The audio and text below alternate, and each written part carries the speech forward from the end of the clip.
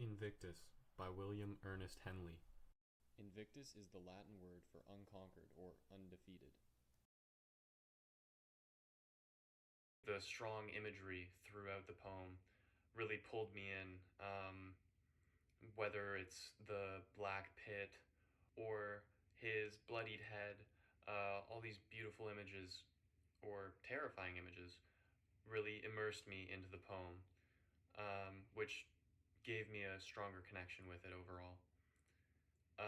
Additionally, I really appreciated the building of barricades or the building of challenges throughout the poem, which in turn highlight the speaker's overall triumph in his many battles.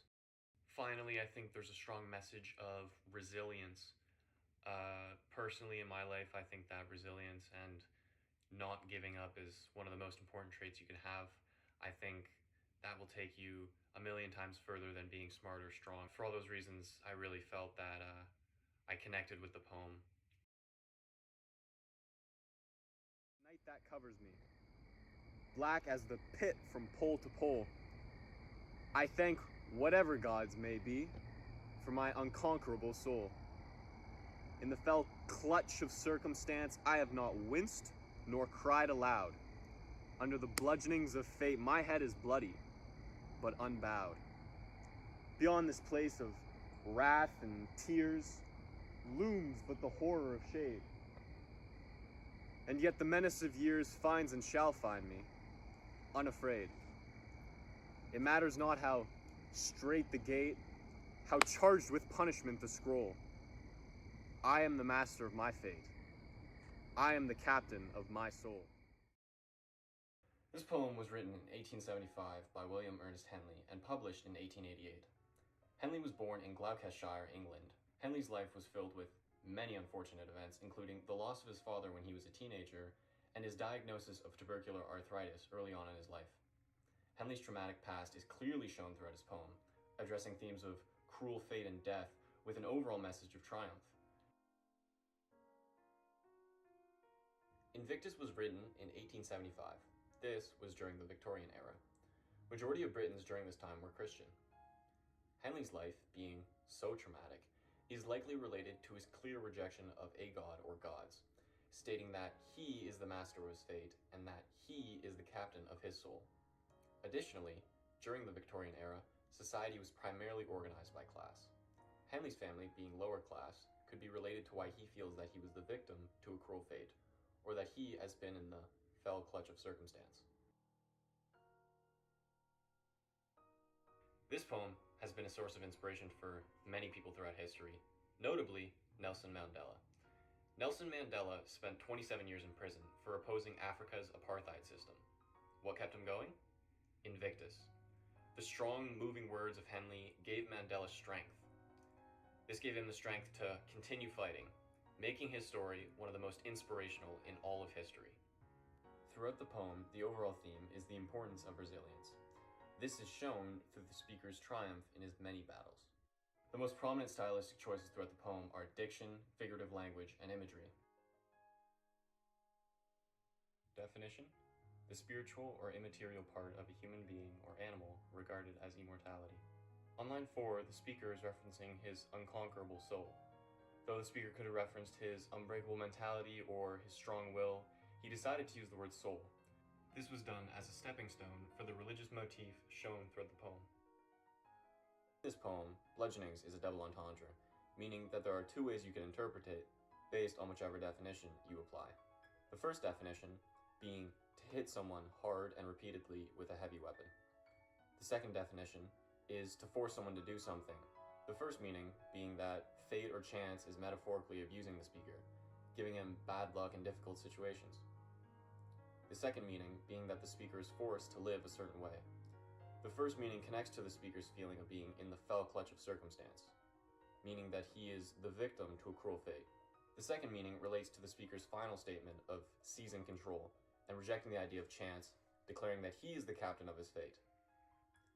Both of these possible situations are struggles that the speaker must overcome. This develops the theme because it presents the speaker with one of the many challenges that he must overcome in the poem. Straits, like bludgeonings, is a double entendre. The first definition being a place of limited spatial capacity. The second definition, straits, is used to reference a situation characterized by a specific degree of trouble or difficulty. The first meaning being the speaker's feeling blocked or restricted from heaven or the afterlife because there is not enough space between the bars, acting as a physical block. The second meaning being that the speaker is feeling blocked or restricted from heaven because of the choices he's made throughout his life, acting as a punishment from a higher power. Both of these meanings tie into his overall message of unconquerability. By having the speaker give multiple examples of potential blockades, he is expressing that no matter the circumstance or the challenge, he is in control and he will overcome them. On lines 4 and 5, the speaker says that in the fell clutch of circumstance, he has not winced nor cried aloud. The speaker personifies the abstract concept of circumstance by stating that in times he has been in its fell clutch.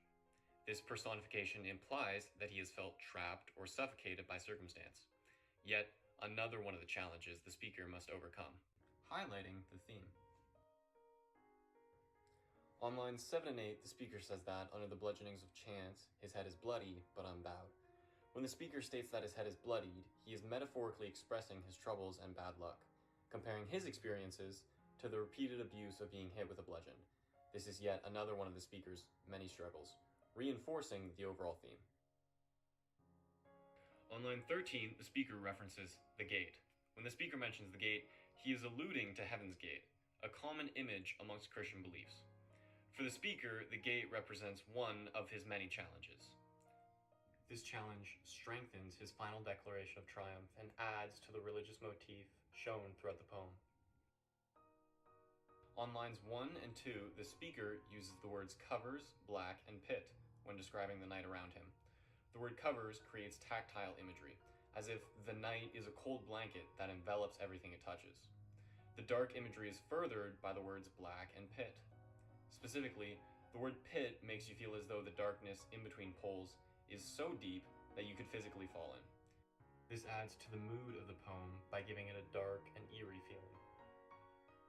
On lines 7 and 8, the speaker describes his head being bloodied by the bludgeonings of chance, but unbowed. This sentence creates visual imagery of his bloodied head standing tall amongst the beatings. This conveys the speaker's unconquerable soul, an abstract concept in a concrete way.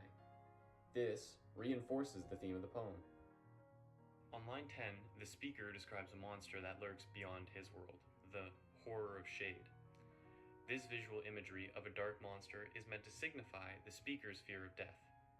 The horror of shade could represent either death as a being, like the Grim Reaper, or it could represent the concept of death that awaits him. Regardless, the imagery, like the bloodied head, is meant to convey an abstract concept, in this case, death, and is meant to show it in a concrete way. This, again, is another challenge for the speaker to overcome, either by accepting his fear of death or accepting its inevitability.